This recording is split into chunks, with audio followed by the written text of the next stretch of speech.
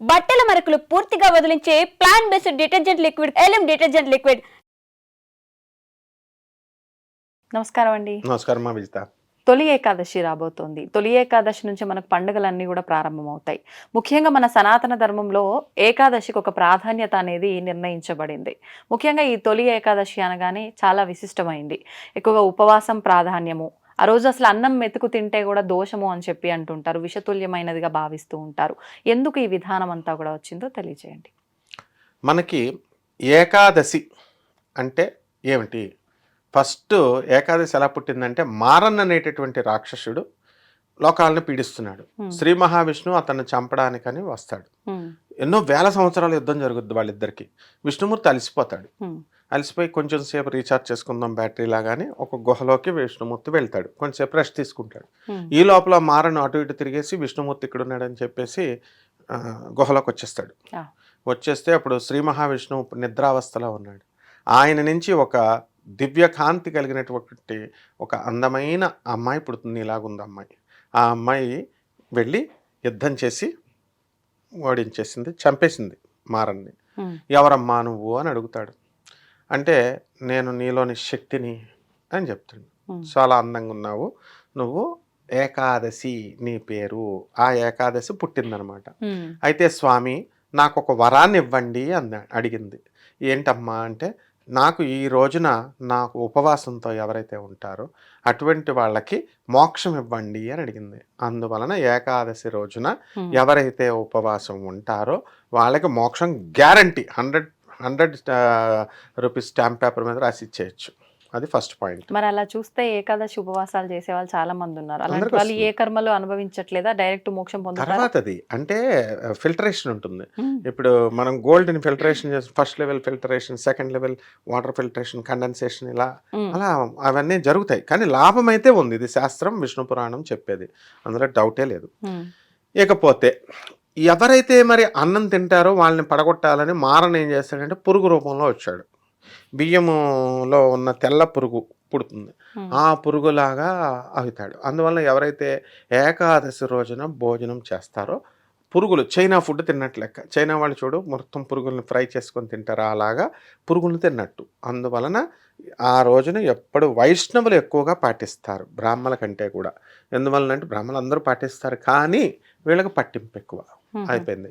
Next ఈ ఏకాదశి రోజున మళ్ళీ ఇందులో కూడా కేటగిరీస్ ఉన్నాయి. నిర్జల ఉపవాసము, తర్వాత ఒక పూట భోజనం చేసి మధ్యాహ్నం చేసి సాయంత్రం తినకపోవడము, ప్రొద్దున నుంచి సాయంత్రం దాకా ఉండి సాయంత్రం తినడం నక్తం అని పేర్లు పెట్టుకున్నాం మనం. ఇలా రకరకాలు ఏవైతేనేమి మొత్తం మీద ఏకాదశికి ఒక్కొక్క డేకి ఒక్కొక్క ఫలితం ఉంటుంది. ఏకాదశికి అనగానే ఉపవాసం అన్నమాట. అందువలన ఎవరింటికి కూడా ఏకాదశి రోజున వెళ్ళకూడదు. వెళ్తే ఏమవుతుంది, వాళ్ళు ఏం మనకు ఫుడ్ పెట్టరు. కాబట్టి ఏకాదశి రోజున మనకి వాళ్ళు నిర్జల, మా ఆశ్రమంలో ఆనంద్ మార్గ ఆశ్రమంలో మాకు ఏకాదశి అయ్యేసరికి తలుపులు తాళాలు వేసేసేవారు. ఏమిట్రా అంటే నెలలో 2 సార్లు ఫుల్ ఫాస్టింగ్. మా గురువు గారు చెప్పినా సరే మా చిన్నపిల్లలవని మాకు జ్యూస్, లెమన్ జ్యూస్ అలాంటివి తాగొచ్చు అనమాట. ఇది నెక్స్ట్. ఇక తొలి ఏకాదశి. తొలి ఏకాదశి అంటే ఏమిటి?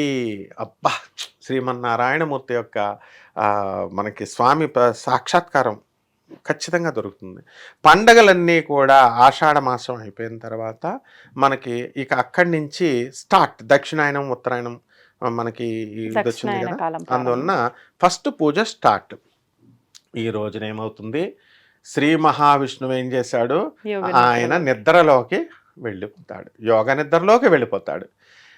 వెళ్ళిపోయినప్పుడు మరి పరిపాలన కొట్టేసుకుంటారు. క్లాస్లో టీచర్ పడుకుంటే ఏమవుతుంది, పిల్లలంతా ఒకళ్ళొకళ్ళు హడావిడి కొట్టేసుకుంటారు. అందువలన class leader number 1 who is the leader అని పిలిచేవారే, రారా నువ్వు మైండ్ చేయి క్లాస్ని, మేము పడుకుంటానని చెప్పి ఎలా అయితే ఇస్తామో పరమేశ్వరుణ్ణి హ్యాండ్ ఓవర్ చేస్తాడు ఈయన డ్యూటీస్కి, యాక్టింగ్ ప్రెసిడెంట్ కింద. అప్పుడు పరిపాలన శ్రీ లయకారకుడైనటువంటి పరమేశ్వరుడు 2 డ్యూటీలు తీసుకుంటాడు. ఇప్పుడు ఒక్కొక్క మినిస్టర్కి 2-3 పోస్టులు ఎలా ఉంటాయి, పోర్ట్ఫోలియోస్ అలా అనమాట. దేవాదాయ శాఖ మంత్రి, అటవీ శాఖ మంత్రి, ఇట్లా. సో ఇట్లా 2 పోర్ట్ఫోలియోస్ శివుడు నిర్వహిస్తాడు. అందువల్లనే ఈ శ్రీ మహావిష్ణువు యోగ నిద్రలో ఉంటాడు కాబట్టి రీఛార్జింగ్ ద బ్యాటరీ అన్నమాట.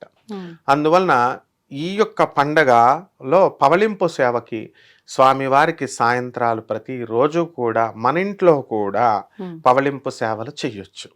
ఈ పవళింపు సేవలకి ఎక్కువగా బృందావనంలో ఇది జరుగుతాయి. బృందావనంలో నిధివనము అని ఉంటుంది. సాక్షాత్తు శ్రీకృష్ణ పరమాత్మ రాధమ్మ తల్లి ప్రతిరోజు కూడా ఈ రోజున నిద్రపోతారు. అక్కడ ఆ నిధివనంలో ఒక రూమ్ ఉంటుంది. అది రాధాకృష్ణుల శయన మందిరము. మొత్తం అంతా దుప్పట్లు వేసేసి చక్కగా నీట్గా పెడతారు. ఫ్రూట్స్ అన్ని, పాలు, శోభనం పెళ్ళికొడికి ఎలా అయితే పెడతారో అట్లా పెడితే మర్నాడు పువ్వులు అన్నీ అక్కడ పెడతారు.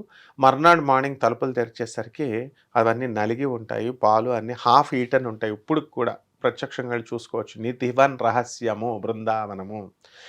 పగలేమో కోతులు పక్షులు అన్నీ ఆడుకుంటాయి.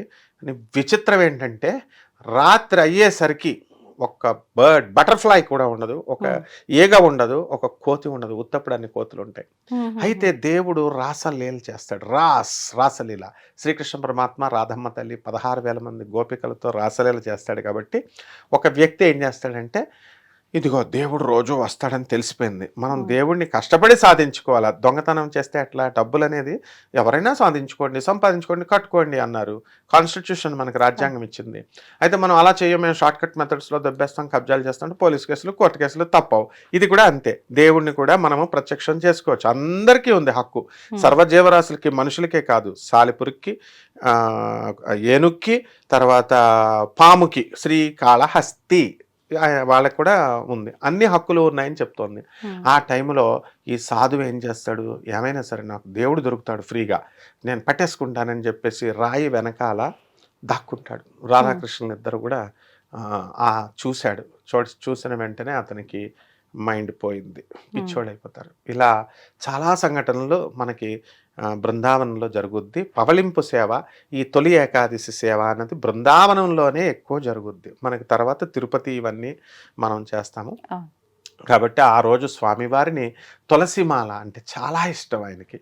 కాబట్టి తులసి మాలని కట్టి స్వామివారికి రామ, కృష్ణ, నారాయణ, సత్యనారాయణ ఇలా విష్ణు మనం రూపాలన్నిటిని కూడా ఈ తులసి మాలలు వేసి విష్ణు సహస్రనామాన్ని జపించి ఉపవాసం ఉండి చక్కగా స్వామివారిని కనుక మనము మంచి పనులు ఏకాదశి రోజున ఇంకో రహస్యం ఎవరికి చెప్పొద్దు, అసలు చాలా సీక్రెట్ అనమాట.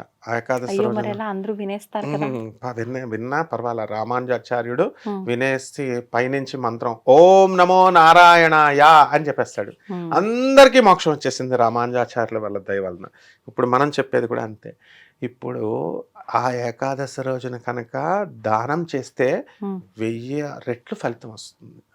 అందువలన చిన్న గుప్పెడు బియ్యమైనా పర్వాలేదు, ఏమైనా పర్వాలేదు, దానము చెయ్యాలి.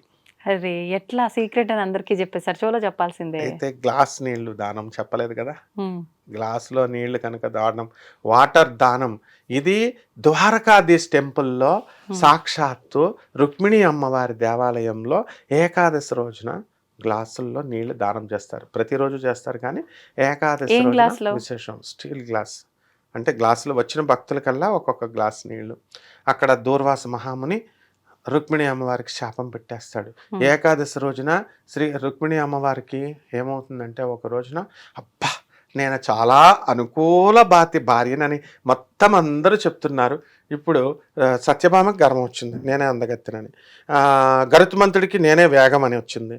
సుదర్శన చక్రానికి నేనే చాలా శక్తిమంతుడని వచ్చింది. అందరికీ వచ్చింది, కానీ రుక్మిణికి రాదు కదా అన్నారు. కానీ రుక్మిణికి కూడా వచ్చింది. నేను చాలా అనుకూలవతిని అని అంటే, విష్ణుమూర్తి శ్రీమన్నారాయణుడు దేవాది దేవుడు ఇంత చిన్న లేశమాత్రం లోపం వచ్చినా మనలో క్లీన్స్ చేసేస్తాడు. వెంటనే ఏం చేస్తాడు, దూర్వాస మహర్షిని హోస్ట్ కింద పిలుద్దాం, గెస్ట్ కింద పిలుద్దామని పిలిచారు. భోజనానికి రమ్మంటే ఆయన రోజు ఏకాదశి అయితే సరే, ఏకాదశి వెళ్ళిపోయిన తర్వాత ద్వాదశి రోజున భోజనాలు పండగ అనమాట. భంగం చేయాలా ఆ వ్రతాన్ని రాత్రి. ఆ టైంలో పిలిస్తే ఆయన ఏం చేస్తాడు, శిష్యులతో కలిసి స్నానం చేస్తూ ఉంటాడు. రాడు. రుక్మిణి అమ్మవారిని పిలుద్దామని చెప్పి రథం మీద శ్రీకృష్ణుడు, రుక్మిణి అమ్మవారు ఇద్దరు వెళ్తారు. రుక్మిణీదేవికి దాహం వేస్తుంది, వాటర్ అని అడుగుతుంది. అడగగానే శ్రీకృష్ణ పరమాత్మ బొట్టన పెడతా ఇలా అనగానే గంగ వస్తుంది, నీళ్ళు తాగేస్తుంది. దూర్వాసుడు కోపం వచ్చేసింది, నన్ను గెస్ట్ కింద పిలిచి నువ్వు ముందు తాగేస్తే ఎట్లా అని చెప్పేసి అసలు ఈ ద్వారకలో ఉన్న వాటర్ అంతా కూడా నీటికి తాగడానికి పనికిరాదని శాపం పెట్టేశాడు. గోమతి నది వాటర్ ఉప్పు అయిపోయాయి, 20 కిలోమీటర్స్ వరకు అని చెప్పాడు. అందువల్ల ఇప్పుడు 20 కిలోమీటర్స్ బార్డర్లో రీజన్లో రేడియస్లో వాటర్ తాగడానికి పనికిరాదు. అందుకని ఈ గ్లాసు నీళ్ళని దానం చేస్తే ఏకాదశి రోజున రుక్మిణీ మందిరంలో విశేషమైనటువంటి ఫలితం వస్తుంది అన్నారు. This applies to all the places అనమాట. అందువలన ఏకాదశి రోజున నీటి దానం కూడా చాలా విశేషమైనది. ధన్యవాదాలు గురుజీ. ధన్యవాదాలు.